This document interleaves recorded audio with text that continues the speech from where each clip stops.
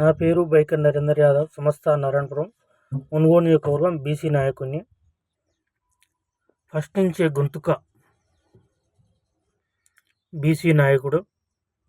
Teenmar మల్లన్నపై Q News ఆఫీసుపై దాడి చేయడం చాలా ఘోరమైన చర్య. తెలంగాణలో దన్నులు వద్దని చెప్పిన కేసీఆర్ కుటుంబం అధికారం పోగానే దాడులకు పాల్పడుతున్నారు. క్యూన్యూస్ తీన్మార్ మల్లన్నపై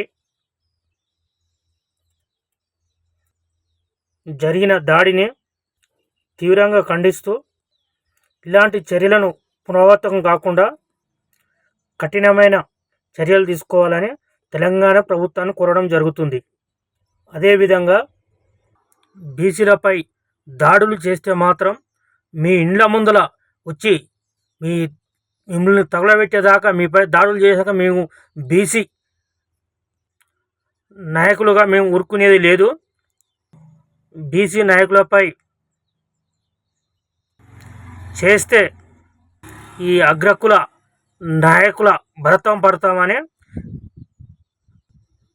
కోరడం జరుగుతుంది. జై బీసీ, జై బహుజన, జై తీన్మార్ మల్లన్న.